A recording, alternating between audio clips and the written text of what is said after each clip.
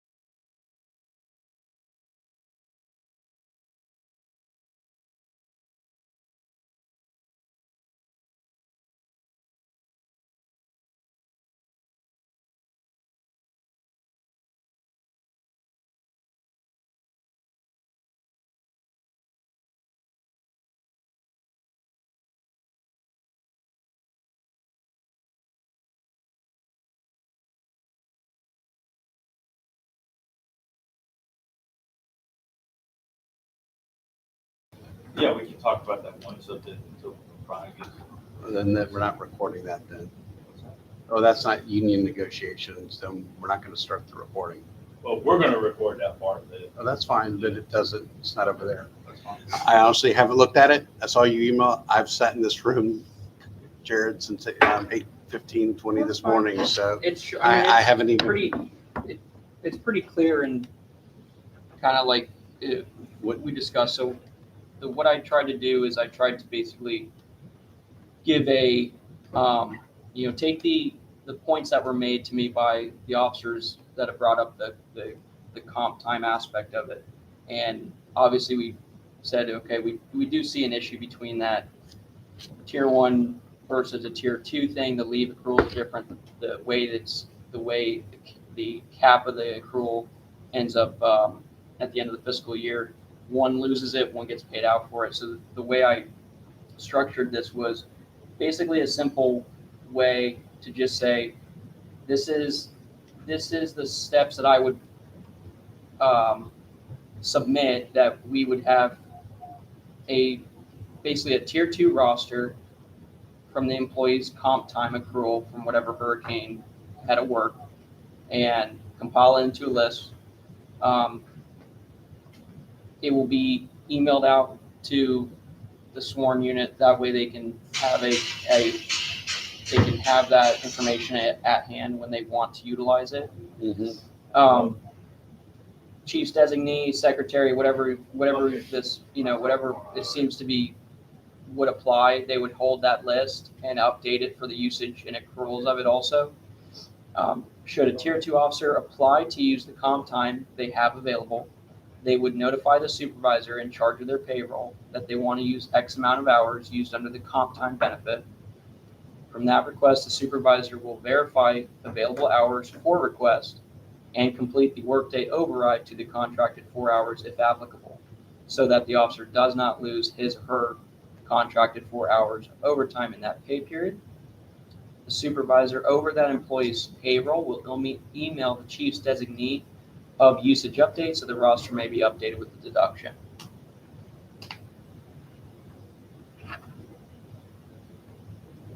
So the intent on this is to basically remove you all from having to put something else on your plate. Since the supervisors, we have designated supervisors over any of these employees' payrolls, and they are able to make overrides as necessary. This is the simplest way that the officer can utilize that comp time, be using it as I think that we all are hoping they're going to use it for, and we want them to feel rewarded for that. And then we won't have the issue of an officer feeling penalized having used that comp time because of that removal of 4 hours overtime.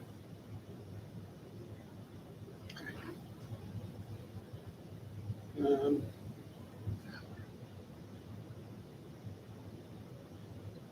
reading your agreement. That's No why. problem. That's No, what great. Take your time.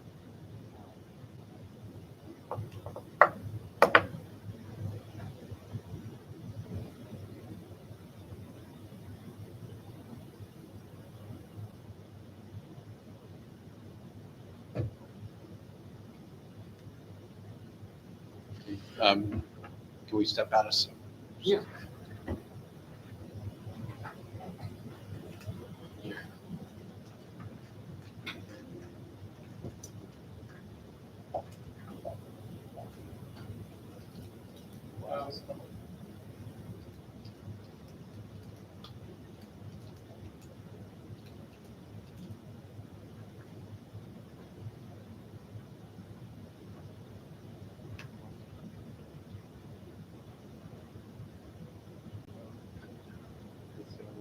We are, but I don't know why they don't want it on the recording. I'm sure. Feels like corruption to me. But I mean, yeah, I don't know. I'm saying it's not required to be recorded, but I don't know why they wouldn't. Public records laws, I can't be recorded. I mean, anything they say is gonna come back anyway, so it's not like it's week, or I don't know. Yeah. Yeah. I'm gonna turn to Derek. What you guys talking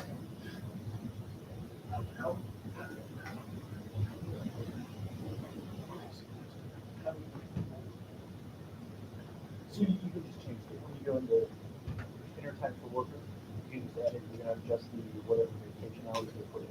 You're gonna correct the absence, delete that, replace it with comp time. That part's not an issue. The 4 hours, so, and then you're gonna make 4 of those hours put in.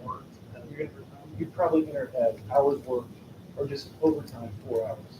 And then use that comp time for that. We'll have to make a code for comp time overtime. Or we leave it at 4.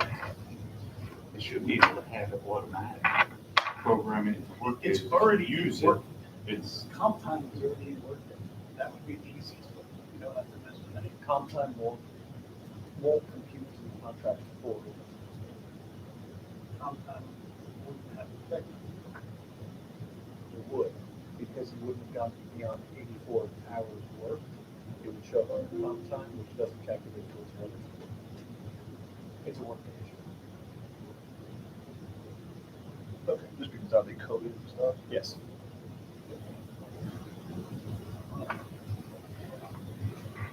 Workday is there. Track the amount of customers. Track when you use customers. Yes.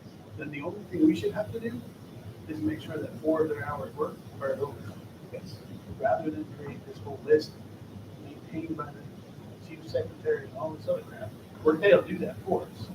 It's just on the supervisor to make sure that 4 of their hours work are at overtime. That's way easier. Yeah, we would just have Way to, easier. we'd have to just one day Right, and then put 4 hours of that day in as OT. correct. Yeah, but then if the issue is that it disappears after a certain time, wouldn't they have to go track it some way to know if you used it or not? Well, they To know how would much they could take under away? comp time in Workday. It should show up. Yeah, It should be- there is a comp There is time a comp. section in Workday. Yeah, I'm just thinking with it. Part of Automatically do all our that. contract is not allowed for. It doesn't, there's Not nothing in our contract that says you can't have comp time. There's nothing in it that says you can, but there's also thing that says you can. And so then it drops to civil service rules. Yes. And civil service rules allow for comp time. The other issue is workday goes away in Yes. 10 months. So we usually have to start it like that. Well, yeah, all of this goes away if you don't read it anywhere. Yeah, none of it matters. Possibly in an hour, which is why it would be nice to talk about this. Yeah. Just have 4 holidays and call it Well, then you make it double time and a half instead of just overtime. But I like where your head's at. that. Averages for you guys, right? Last time when policies were proposed, we talked about it here, I don't know why now it's just.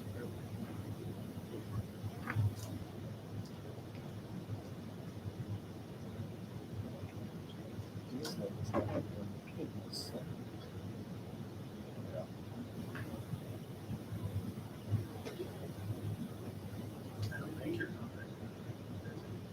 Thank you. Mine does. Oh, wait. Comp time's not a thing for us, Yeah. it doesn't exist at all, so I don't think there's anything yes or no on it. Yeah, as long as there's not a prohibition. Okay. Okay.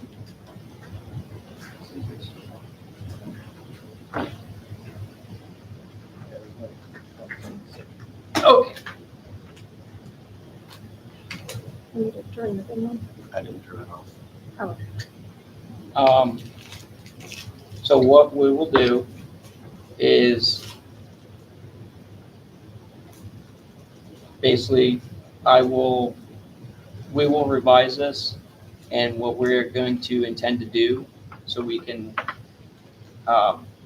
meet in the middle is I'm going to go to Article 19, which is other leave. And what we'll do is we are going to insert a clause of comp time, basically put in comp time. And with the information that an officer can accumulate up to 50 hours of comp time benefit, which has to be utilized by the end of the fiscal year. I would, if y'all are gonna propose this change to the article, I would propose that you do it so that it has to be cashed out by the first pay period of September. Okay. So whether it's the September 5th or September 15th, that way you earn it at $10, it's cashed out at $10. Okay. You know, and then the next one, so then we would also then put in this money from Medallia still in effective October 1st.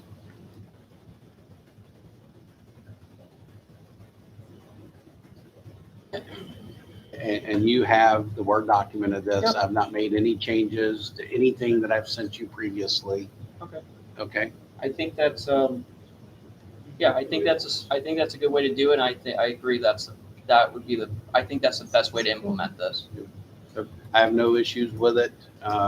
We'll consider this another item, you know, we haven't previously talked about, but if you just submit, you know, and then just look in the city's civil service policy where it has references to comp time. So we're just, you know, we're trying to mirror that, please. And, you know, I have philosophically no issues with the 50 hours, you know, just as long as we know what the cash out is the first pay period of September.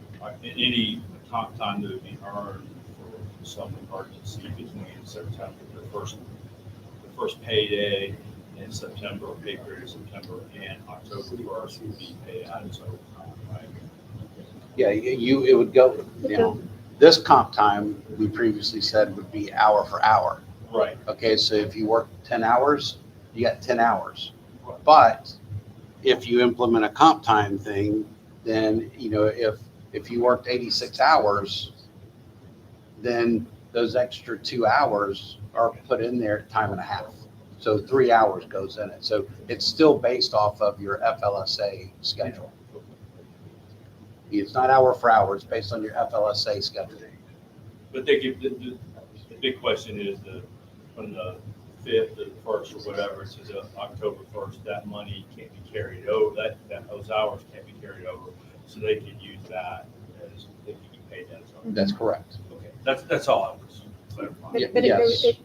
not Well- Idalia, but it goes in as overtime. Yeah, if you have 4 hours in the bank, you would get cashed out 4 hours. And in that case, because it was, you know, got to keep a list for that first 4 hours, because we also said that was, I don't have it in front of me, non-pensionable hours for Idalia. You got paid the time and a half at pensionable, but this Idalia bank was not pensionable. We'll Just work submit on it that to and me. We'll submit it back. Yes, sir. That's fine. Thank you. Okay. All right, we got that. Again, trying to work No. it through, and I will- again, thank you for, you know, bringing this to our attention. Again, good plan, great perk for anyone and everyone that worked it, you know, so, but just making sure we stay within all of our boundaries, so thank Right. you. Mhm. Just for our very discerning viewers at home, because I know the question is going to come from somebody.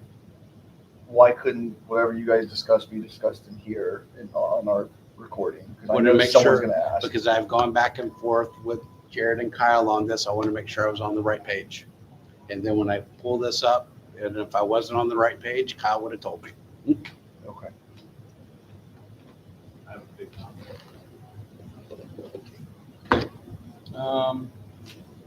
Ryan's still coming from Mormon, but he said we could go ahead and start these reviews. Okay. So- Well, we obviously, we invited, Warren here to talk about the As- pension numbers, just As the because, pension president, not as lieutenant or anything else. Correct. He's just gonna tell us what. Pension chair. Pension chair.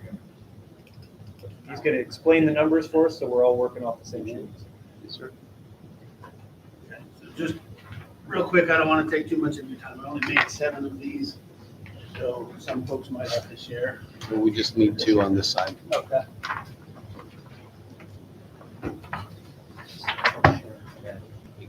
I'll share with Ted. Thank you. You have an Yeah. extra one. And to expand on, this wasn't originally a negotiating item either. This was a, I understand, Not that, I know before that wasn't the, a negotiating that item. policy got brought up, and Correct. we had no Yeah. problem talking about it in here, and I know the questions that come up, someone's gonna go, And I why did you wanted to step turn it outside and into a talk about it? negotiating item. Okay. Okay, so I just kind of gave you some handouts to justify the numbers that I'm about to give you so that we can understand, and I'll kind of go page by page and explain what it is. So just so everybody's operating on the same sheet of music. The value that's given on that first page for the pension, they actually don't have the total here, do they? Yes, 54, actuary value of assets in 2022, 54,514,703. That was as October 1, as of October 1, 2023. Remember that the pension runs a year behind, okay?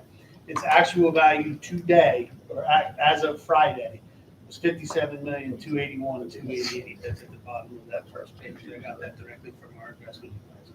Carmen, this is October 1, 22, not 23? Correct. Okay. October 1 of 23. It's from the 22 year. Okay? No, October 1 of 22. We're about to come up. Yep. It gets confusing because the pension is actually 2 years behind.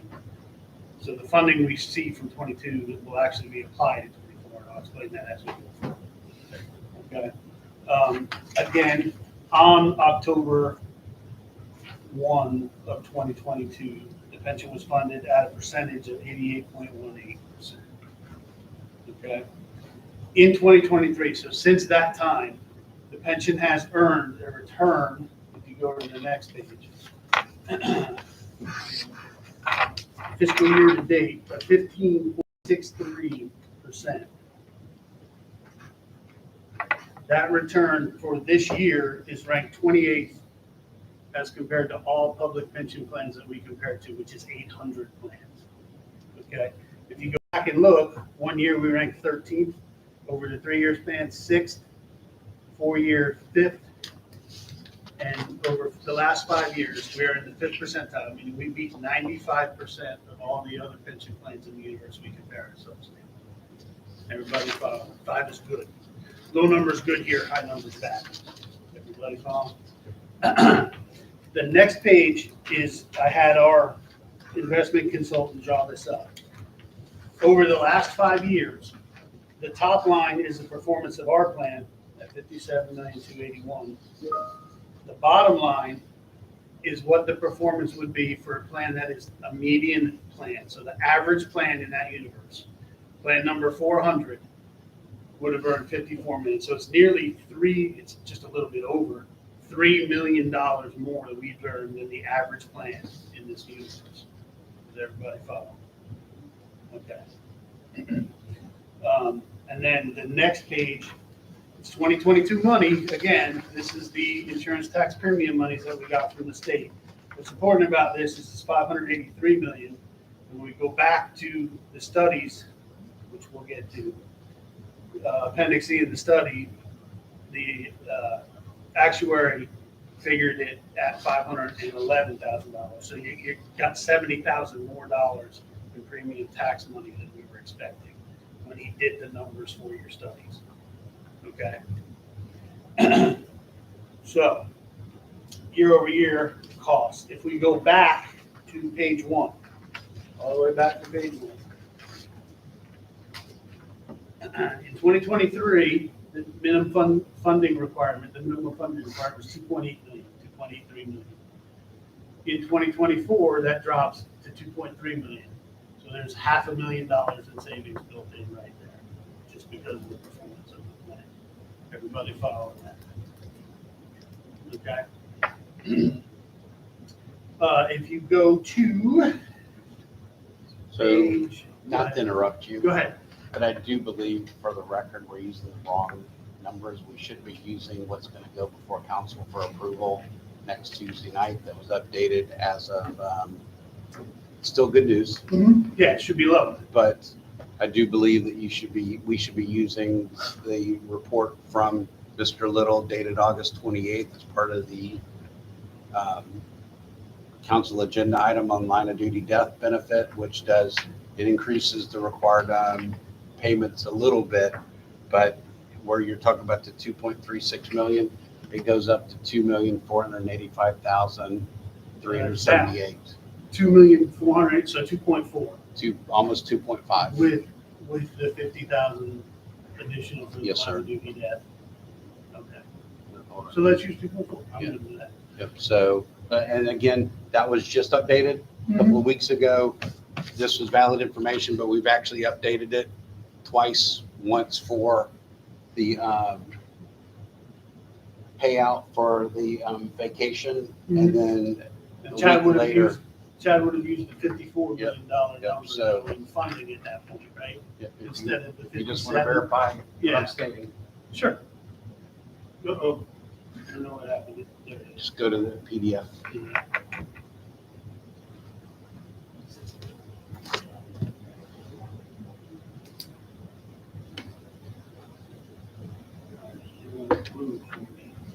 Oh, but Adobe's not touch. You got to use the Okay. cursor. It's angry. You just start highlighting stuff. Mm-hmm.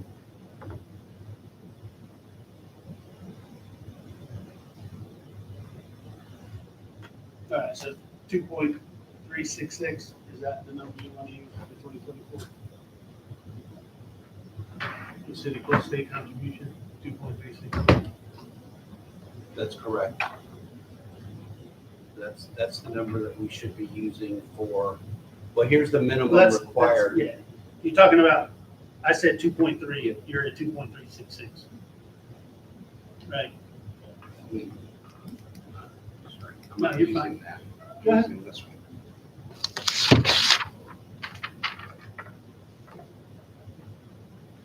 yeah, 2.316, right, and you're at 2.366, so that's the 50 grand. So we need to clarify this with Mr. Because he's got 2.485 here and then 2.366 here. So we need to clarify that. Okay, See what I'm okay, saying? yes. That's part of it, right? And then the state money and the federal money comes Yep, in, Yep, and then, so this becomes our minimum required Yep. contribution. yep. City. That, and then city 2.36. plus state, yeah, 2.366. So So we're you're gonna- talking about the Yep, 50 grand, 50,000. which is exactly the Yep. cost of the line of duty. So we're using the same number. Okay? Okay, did everybody follow that, or are you guys in the weeds, are we in the weeds now? I mean, as best we could without seeing everything you're seeing. Same number minus line of duty debt. So Same number, Just so we're, additional, 55,000. with an additional $5,000 for, Yes. we just want to make sure we're using the most recent one that was presented to the pension board and the city. so it's $50,000 higher than what you have in front of you. Okay. So you're at, if you're looking at the total minimum funding contribution, which is about halfway down the page. Right, the 45%, if you go above that, the total minimum funding has a dollar amount. It's either 2.316, that's actually now 2.366, which is the $50,000 required for the line of duty debt. That actually hasn't applied yet, but will, right? Yeah, if it goes into effect, then it Right. goes, Right, I have to pay it as of 9/30 this year, right. which would go to, It actually goes to 2023.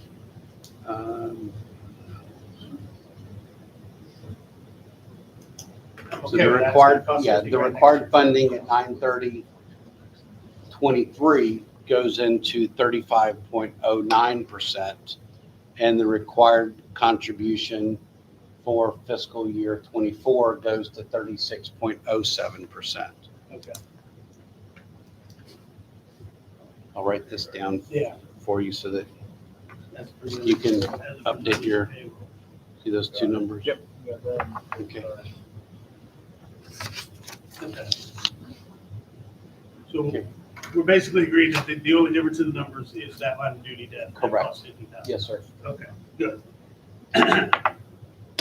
If we move on from there, to the second to last page in your packet, that is the amortization table, where actuarial gains and losses over the life of the plan since 2002.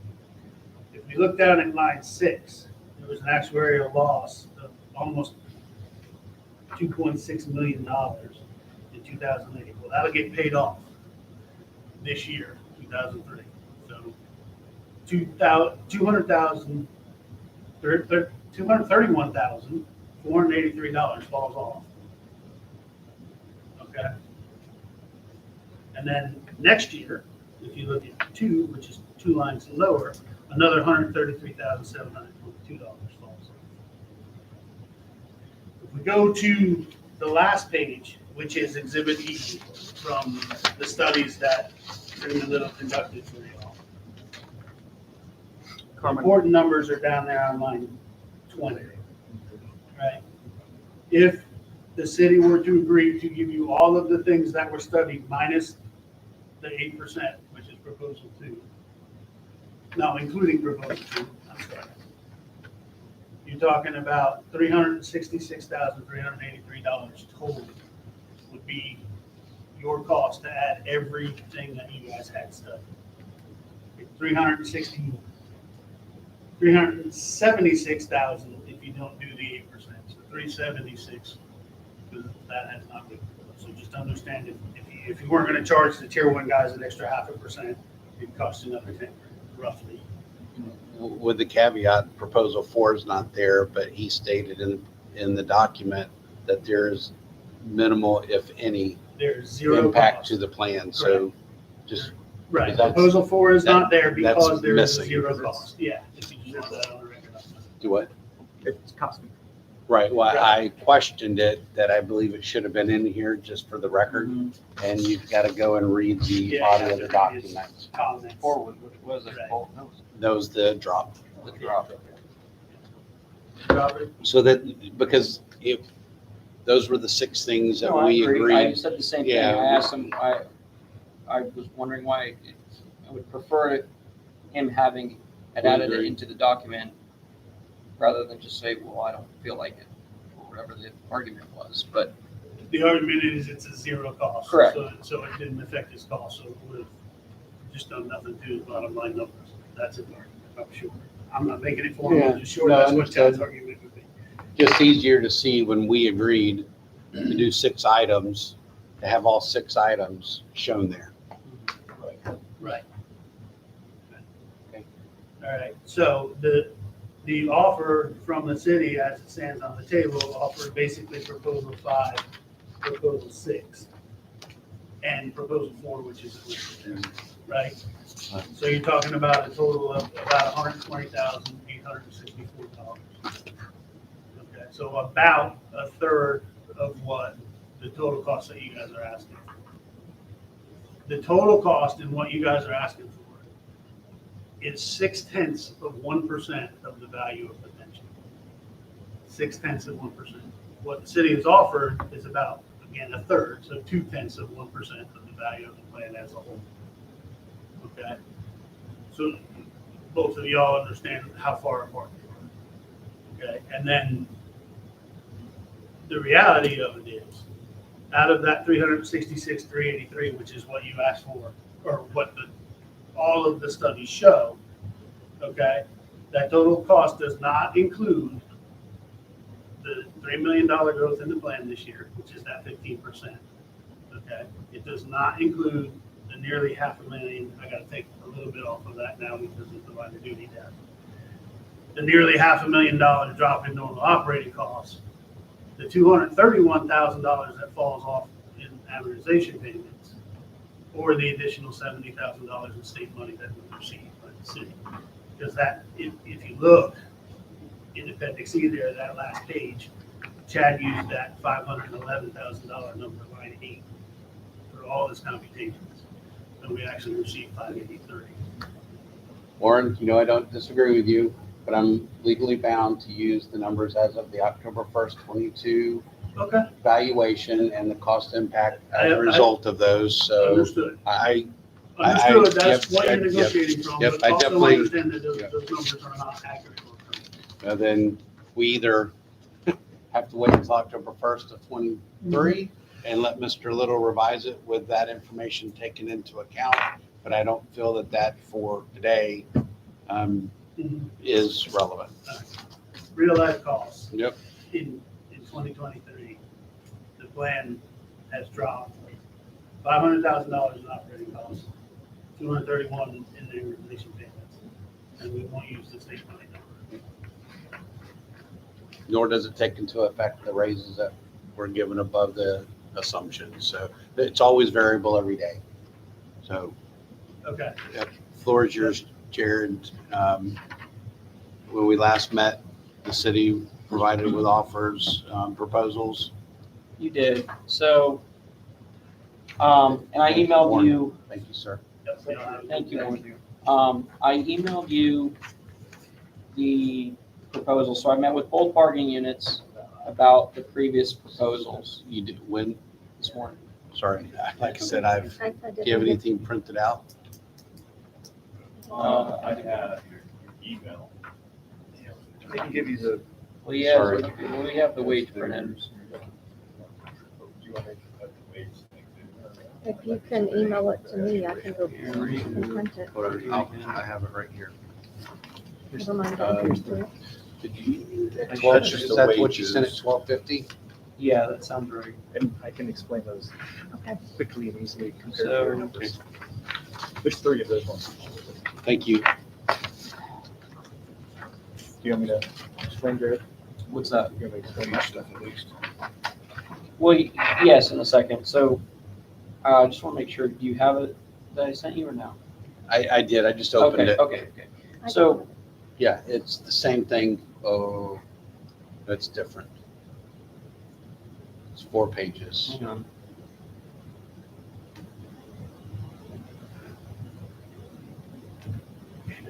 Shouldn't send. All right, let me forward it. one And more time. so, no, I've got it. It's just, it's Well, a I'm gonna little, forward it to Sharon. You're on the wage. Yeah, so, well, it's both, right? So I'm including the, I just took out the annual cost. I'm including both proposals here. So I met with both bargaining units about the city's proposal back to us. I had 2 good proposals from both the bargaining units. So in an effort to be fair, because I think they were both good proposals, I'm issuing you 2 proposals as counters. They're both focusing on the pension one. So on the first offer, basically the union would agree to take the wages as proposed by the city, but counters on the pension side with the requested pension changes added in of the COLA for the tier 2 and the cap rates. The number 2 offer, which you have a copy of the wage adjustment. The union would agree to leave COLA off of the pension change for the tier 2 officers, but inserting the cap raise back into the pension proposal. And what we did with the wages is we took the estimated $50,000 cost of the COLA implementation and filtered it into the wage proposal that you have a copy of now. We took the steps down back to 16 because that's what the bargaining unit wished for. And we have 2 sides of the wage are showing. The one is as presented to you does not include the suggested 84 work week. Right. So, and the other one does have your included 84-hour work week in it. That way you can see the actual cost difference where we put the, what we tried to focus on was mile marker benefits because we're seeking that retention, we're seeking that broadening between the steps a little bit, trying to give the officers that knowledge that they're seeing these jumps, they're seeing these mile marker jumps that are helping them. Their wage going up a little bit, and we basically implement on every 4th year. So make sure I'm clear. From what you guys gave us, we added 25 cents to year 4. and then continued the same pattern you gave us, then added 25 cents at 8, 12, and 16. Okay, so city proposal here, Correct. your statement is that he just got here, so, as he walked in the door. So the city proposal, you would accept if we also implement COLA. COLA and Yes. cap raise. And the cap raise. So basically, we would accept your wage proposal if we can put in the COLA and the cap raise. The bargaining unit agrees that we would take the wages as you issued out by the city, and that's including your suggested 84-hour work week. And then your proposal here on the right is excluding cap and COLA. No, Nope. excluding COLA. Excludes the COLA, inserts the cap raise. And when we tried to give you a fair rebuttal to the wage of saying, hey, we have an estimated cost of the COLA for the tier 2 benefit was $50,000. We ran the numbers. We tried to be within that $50,000 area, and that's why the wages are. We focus on the mile marker side for more of a recruitment and retention ability, showing these officers, hey, the longer you're here, there is value to staying here. The response we got from the bargaining unit was the up to 20 years worth of wages was not as valuable as just leaving them at the 16 and rewarding that officer faster versus a longer term of working. Okay. Okay, so I have that one. Then I have this one. Yes, so That's that the one you is, just explained. This So- one's just your guys's? Yeah, those are both yours on that one page. Yeah, and this those are is our yours, this is hours. yours, plus the 2.5% to make it to 84 hours. Okay. So then where does this put us on hours of work and overtime for the 80 versus 84? So the left side, that's your proposal. Mhm. If you go with the right side, we'll do the 84 straight. Wait, retirement? Okay. And I just want to hit on the reason we're asking for the cap. The cap's kind of a hard line for us because it hasn't been raised since 2011. You can look up CIP and $95,000 then is worth 200 right now. As of July, 128,259. So we're about $34,000 behind just based on inflation. It's not an improvement, it's a correction. Okay. So that's, the cap's a hard line. Well, then I will discuss it with the city manager, and after I can discuss it with him and he can discuss it with council, then I'll get back with you. Because to make the statement right now, that you had about the hard line is I have no hard line. I have a hard line on what I presented to use, last meeting. So I cannot go any further than based on this information until after getting further direction. that's understandable. And so what the hope is that the information needs to be relayed is both bargaining units agreed that the cap raise is a definite. Has to And happen. when you Has say to. both, you're saying IUPA and PBA? No, excuse me. Both my bargaining unit meetings, so IUPA, both agreed that the cap raise was a necessary hard line, has to be done. I can tell you that PBAs, every member of PBA, Yes, I know. I just was wanting him to Okay. clarify when he says both. If you want me to answer that, I will. Right. Nope. The tiered- I want to keep both separate. You're not Okay. PBA.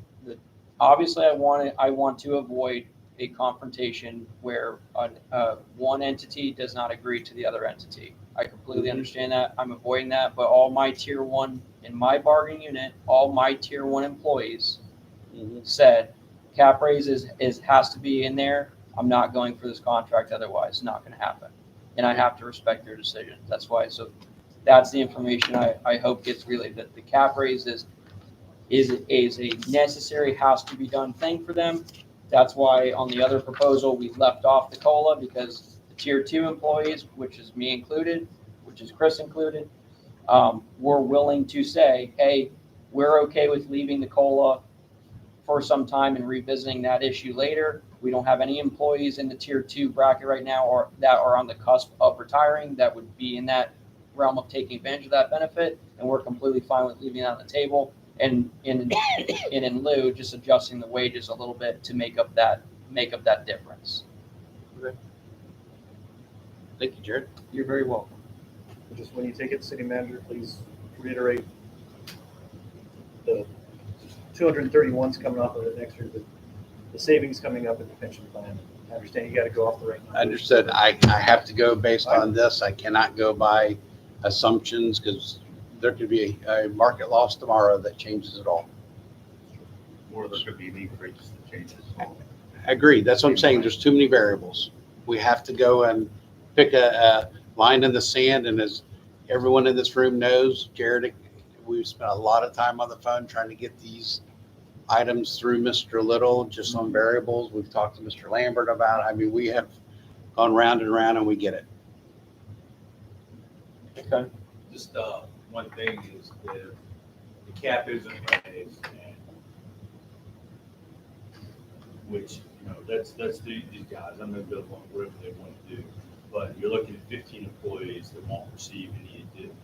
The police department are estimated 15 employees. These aren't my numbers. Today, tomorrow, 5 years from now. So before they hit 25 years, they will have capped. Of all the employees that are here today, before they reach 25 years time or normal age of retirement right now, they will be beyond 95,000. Tier 1, Tier 2, regardless, the COLA means nothing if they're capped. And you'll have 15 employees that will either need to drop, retire, or leave before they actually reach normal retirement age because it's going to be of no benefit. So I just would probably say that not for today's discussion, other than make the statement, maybe it should be looked at being phased in over a few years versus 95 to 125. Again, that's a cost impact analysis that can't be decided We're on 12 here and years there. behind in increasing that inflation. So we're trying to catch up. If we want to phase it, then we're going to have a cap that's, say we raise the cap to 120. We're still $8,000 behind where we're supposed to be based on inflation. I still need a correction next year to keep up with inflation. And if we're going to keep phasing it, we're going to be doing that every year forever. We're just trying to get caught up, still at $8,000 in the hole. So we're just trying to get caught up. Okay, thank you. All right. You guys explained it, what I heard. That's all we have, and I'll work on the other leaves side. The other question I had, because I didn't get a copy of it from you last time when we talked about specialty pay. Did your proposal of specialty pay include adding in the hostage negotiator team that the PD put in last year?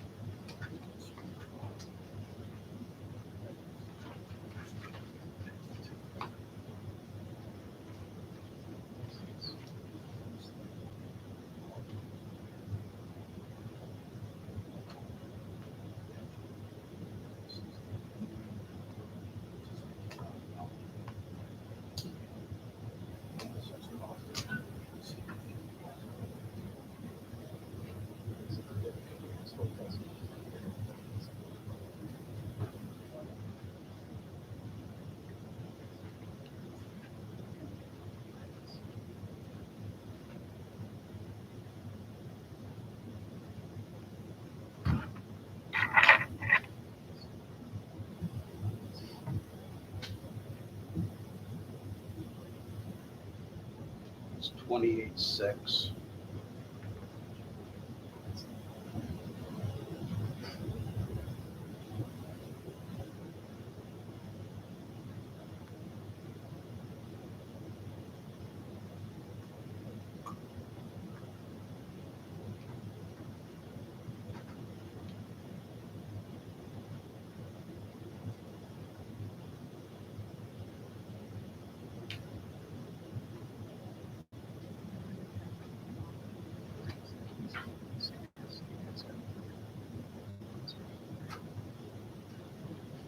So the last item I see that made the change to that was dated November 16th of 21.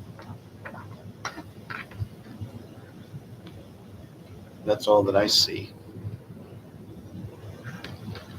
Right, you responded to my proposal last. You Oh, responded. email proposal. Yeah, I don't have a problem. I thought you were saying it was already in there. No, it's not, no, I'm clarifying that, because I sent you mine, you responded. The only thing I didn't get to clarify when I go back to the bargaining unit was that if the city had input with your rates that you suggested for specialty pay, if you had included the hostage negotiators. Do you have your proposal here? Can you say your proposal? Just, I want to make sure Yes, it's always out in the sunshine. Yeah. Mine was, let me find mine.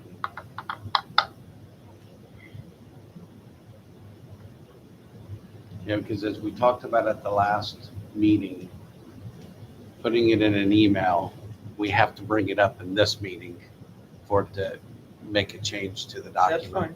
fine. I'll find it again. It'll be out in the sunshine for us. That's where I said, you sent me that email months ago and you had in there items. And- We're talking about, you guys offered us a counter to it, To Are the you increase in talking about specialty the specialty pay. that you offered. We didn't get a copy Oh, of so it. you guys have not submitted a proposal for that then, the hostage? Yes, we did. We did, and then you guys responded. We were trying to find out in your response, because we didn't get a copy of your proposal on paper, whether or not it included the new hostage negotiator. Okay.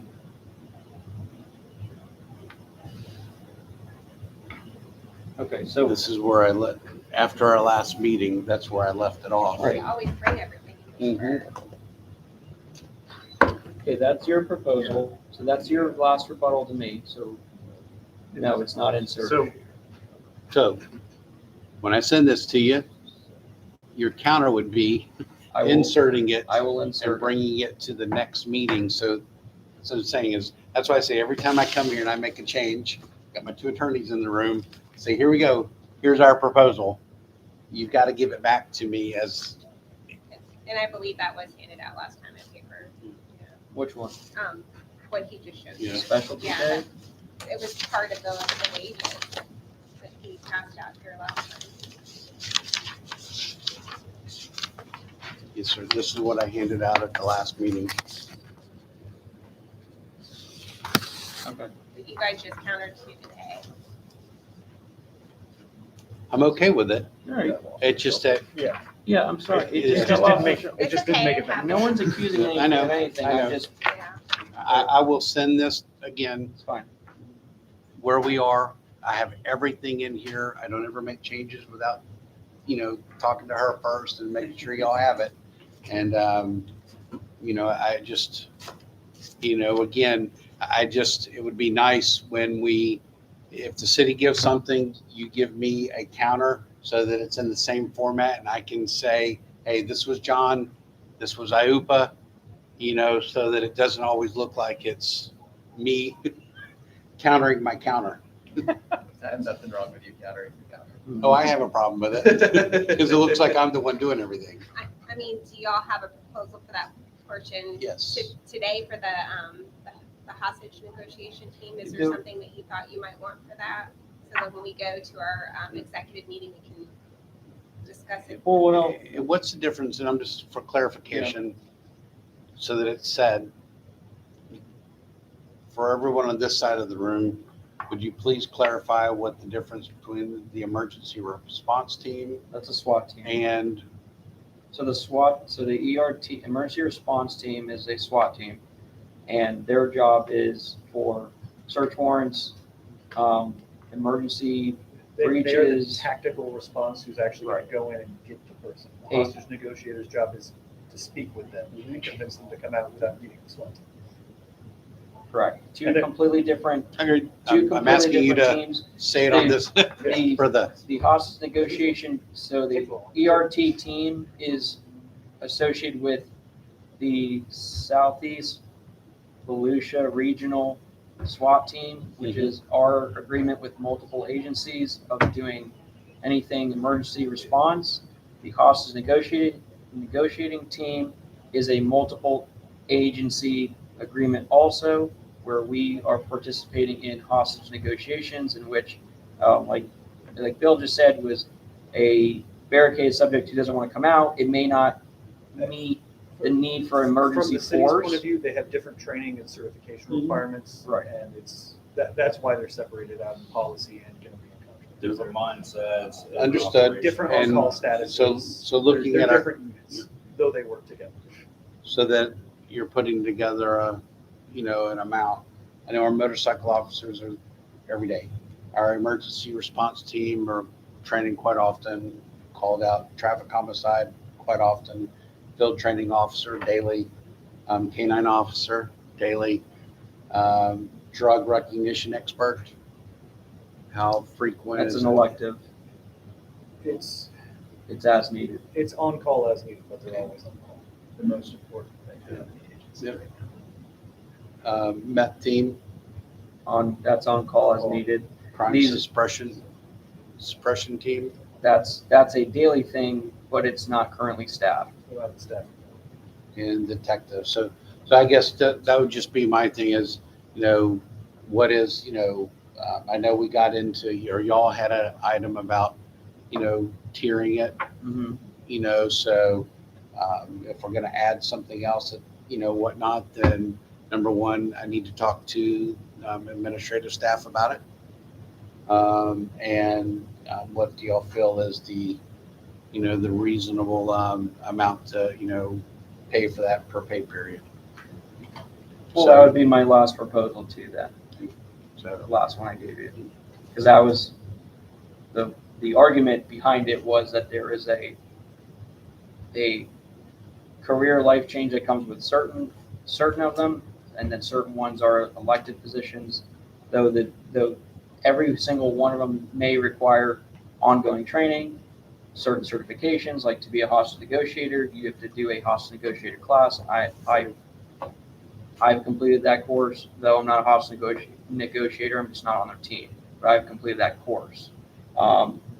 So that's why we had presented that as two different tiers to give kind of a little bit of a split, but a little bit more of a bump to the high impact tier. Basically, hey, you can't just drop this whenever you feel like. I can't just drop K9, you can't just drop motors, you can't just drop CID. That's a very life-changing career. The other one's arguable is that they are normally elective positions. It's not a part of the officer's daily day. So, As far as having hostage negotiations in there, it should probably be matched up exactly what our ERT is. right. They essentially have the same amount of training, more or less. Our hostage negotiation does once a month. SWAT usually does twice a month, but they're also on call 24/7. They respond out with ERT in the same exact way. So whatever that's going to be set at for the emergency response team, hostage negotiation should be paired up with them as far as the amount. They hold a similar level of liability as well on the same very high risk calls. Yeah, low frequency, high risk type things. The emotional impact of negotiators is tremendous. When someone throws himself off a 12-story building and shoots himself in the head in front of you, it can have emotional, traumatic impact. It's not just, just the one day a month of training, going to a 3-hour class. Understood. To be fair, we do as an agency put all of that on that negotiator. This is your job, talk him out. If he kills himself, it's your fault. And they have to deal with that. No, I've let them. I'll send you the Word document as soon as I get downstairs. That's fine. Thank you, Jared. Thank you all. All right. Thank Thank you. y'all.